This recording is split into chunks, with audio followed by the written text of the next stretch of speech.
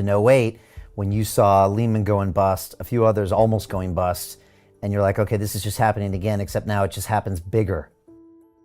When I saw it in 2008, I wasn't even reading all the stories. Like, I know this movie, I know how this ends. But yeah, Lehman, sure, big deal. But go back again, this goes back to what I said about 98. It started in 97. These markets are so large, the scale of the system is so large that it can take a year to play out. You have to understand the dynamics to understand that. And most people on Wall Street don't, because they're using badly flawed models and regressions and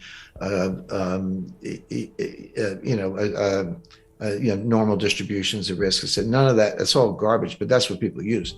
But if you understand complexity theory and complex system dynamics, you also understand that it takes a while to play out. An avalanche starts with a snowflake and ends up burying a village. You're supposed to be looking for the snowflake. And in 2008,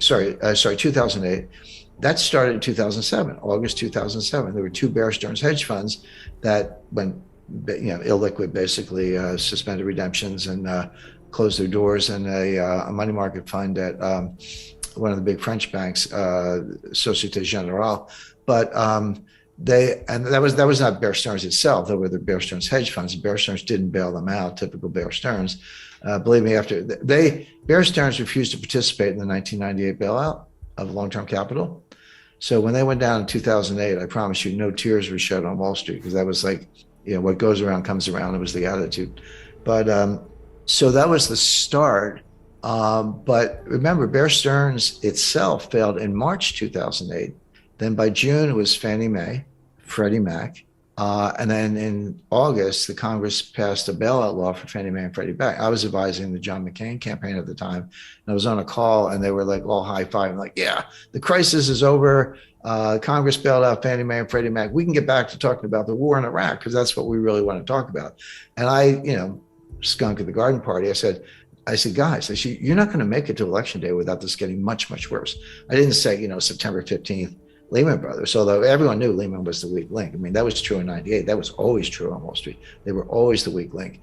But I said, you are not going to make it to election day without an exponential increase in this crisis. So why don't you get ready for that now? Write your speech, have a 4-point plan. It doesn't matter what the points are, just have them, and put your guy on the steps of Treasury and reassure the American people you'll win the election. I was laughed at, not invited back. I'm used to that. And then when it came, McCain runs around like a chicken with his head off, barging into the White House, demanding an emergency meeting. Well, Bush says, well, I can't invite McCain in without inviting Obama in, which he had to do. He didn't want to pick sides in the campaign. And there was a cabinet meeting, and Obama didn't know anything either, but he was smart enough to keep his mouth shut. Before we continue, help us clicking that YouTube like button and subscribe now to our channel. This shows the algorithm that you valued this information, and it helps us spread that message. Sharing is caring. And now, let's continue. And McCain's running around. So American people looked at that and they go, you're nuts. You kind of look calm, cool, and collected. If you look at the polls, they reversed. Obama was behind until Lehman. And then after Lehman, and days later, Obama went ahead in the polls. So that was a turning point in the election. But it's, and then so getting back to 2008. So when Lehman came up in September, it was September 15, 2008, that was like the fourth domino, not the first. Everyone remembers it. Oh, that all fell apart after Lehman. Well, it did, but you could see that coming a year away. And Morgan Stanley was days away from collapsing. Goldman would have been right behind it. Then probably Citi, whether JP Morgan would have been the last guy standing, don't know. But there were many more dominoes to fall. And that's when Bernanke and Hank Paulson walked over to the White House and said, we got to do something. And they did. What they did is overnight, they converted Morgan Stanley and Goldman Sachs into bank holding companies. Now, I've been a securities lawyer and bank lawyer for decades. And when you do applications to the Fed, depending on the politics, it can take a couple of years to get something like that approved. This was done like in a day. But the reason it was done was that the Fed could bail them out. Once they were bank holding companies, the Fed had the statutory authority to bail them out. They did. Then things calmed down and we had a bad recession. And AIG was another wild card in the deck. But my point is a couple of points. Number one, you can see these things coming if you know where to look, but most people don't. Number two, they take a while to play out. So you get plenty of warning. But again, people ignore the warnings. And then finally, and it's important to understand there's a difference between a financial crisis and a recession.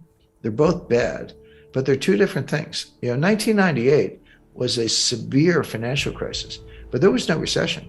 I mean, the NASDAQ hit an all-time high on January 1st, 2000. It went on for another year and a half, and there was no recession. 1990, 91 was an example of a recession, but no financial crisis. Some losses in commercial real estate, but there was no financial panic. 2008 was both. 2020 was a severe economic contraction. It's technically a recession, but it's kind of hard to know what it was. It's like, Anthony Fauci shut down the U.S. economy. So what is that? GDP fell 32% in one quarter. Technically, sorry, 2 quarters. Technically, it was 2 quarters, but it was really 2 months, March and April 2020. But March happened to be in the first quarter, April was in the second quarter, so it took both quarters down. But that was really concentrated in about 2 months, and then it, kind of came roaring back. But I call it a severe recession, contraction.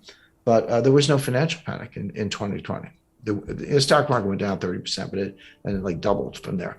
So these things can come together, and we're almost certainly in a recession now. The recession will get worse. So that's not priced into the markets, but you don't even have to guess. That's here. It's going to get worse. The question is, are we in for a financial panic?